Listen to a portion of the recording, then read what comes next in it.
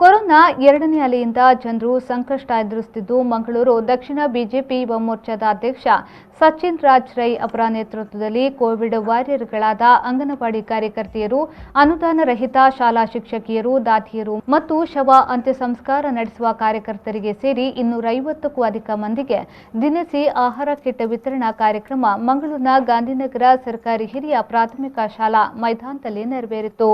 ನಗರದ 4 ಭಾಗದಲ್ಲಿ ಏಕಕಾಲದಲ್ಲಿ ಕಿಟ್ ವಿತರಣಾ ಕಾರ್ಯಕ್ರಮ ನಡೆದಿದ್ದು, ಮಂಗಳೂರಿನ ಶಾರದೋತ್ಸವ ಸಮಿತಿ ಕಟ್ಟಡ, ಕದ್ರಿ ವಿಶ್ವ ಹಿಂದೂ ಪರಿಷತ್ ವಿಶ್ವಶ್ರೀ ಕಟ್ಟಡ, ಶಕ್ತಿನಗರದ ಆರೋಗ್ಯ ಕೇಂದ್ರದಲ್ಲಿ ಕಿಟ್ ವಿತರಣೆ ನಡೆಸಲಾಯಿತು.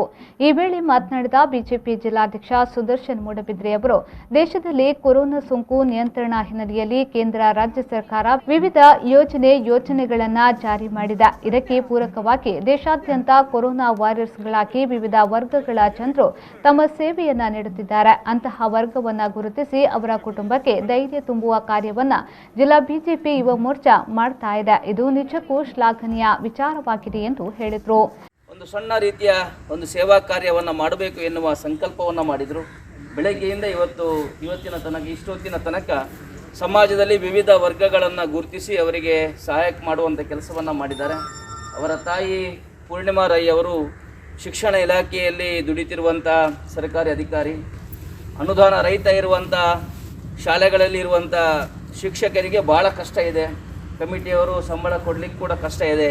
ಇಂಥ ಸಂದರ್ಭದಲ್ಲಿ ಅವರು ಪೂರ್ಣಿಮಾ ರೈ ಅವರಲ್ಲಿ ಮನವಿ ಮಾಡಿದಾಗ ತಕ್ಷಣ ತಾವು ಕುಟುಂಬಸ್ಥರೆಲ್ಲ ಸೇರಿಕೊಂಡು ಆ ಬಹಳ ಕಷ್ಟದಲ್ಲಿರುವಂಥ ಶಿಕ್ಷಕರಿಯನ್ನು ಗುರುತಿಸಿ ಅವರಿಗೆ ಇವತ್ತು ಆಹಾರ ಕಿಟ್ಟನ್ನು ಕೊಡುವಂಥ ಒಂದು ಕೆಲಸ ಕಾರ್ಯವನ್ನು ಮಾಡಿದ್ದಾರೆ. ಅದಕ್ಕೋಸ್ಕರ ಸಚಿನ್ ರೈ ಮತ್ತು ಅವರ ಇಡೀ ಕುಟುಂಬಕ್ಕೆ ಯುವ ಮೋರ್ಚಾದ ಇಡೀ ತಂಡಕ್ಕೆ ನಾನು ಹೃತ್ಪೂರ್ವಕವಾದ ಅಭಿನಂದನೆಯನ್ನು. ಕಾರ್ಯಕ್ರಮದಲ್ಲಿ ಮಂಗಳೂರು ಬಿಜೆಪಿ ಜಿಲ್ಲಾ ವಕ್ತಾರ ಜಗದೀಶ್ ಶೆಣವ, ಬಿಜೆಪಿ ಜಿಲ್ಲಾ ಪ್ರಧಾನ ಕಾರ್ಯದರ್ಶಿ ಕಸ್ತೂರಿ ಪಂಜಾ, ಉದ್ಯಮಿ ಬಿಜೆಪಿ ಮುಖಂಡ ರಾಜಗೋಪಾಲ್ ರೈ, ವಿಜಯ್ ಕುಮಾರ್ ಶೆಟ್ಟಿ, ರಮೇಶ್ ಹೆಗ್ಡೆ, ಮಂಗಳೂರು ಮಹಾನಗರ ಪಾಲಿಕೆಯ ಸದಸ್ಯೆ ಜಯಲಕ್ಷ್ಮಿ ವಿ ಶೆಟ್ಟಿ, ಸಂಧ್ಯಾ ಮೋಹನ್ ಆಚಾರಿ, ಗಣೇಶ್ ಕುಳಾಲ್, ರಾಜೇಶ್ ಶೆಟ್ಟಿ, ಧನುಷ್ ರೈ, ಸುನಿಲ್, ದೀಕ್ಷಿತ್, ಸುಶಾಂತ್, ಪ್ರಥಮ್, ಲತೀಶ್ ಮತ್ತಿತರರು ಈ ಸಂದರ್ಭ ಉಪಸ್ಥಿತರಿದ್ದರು.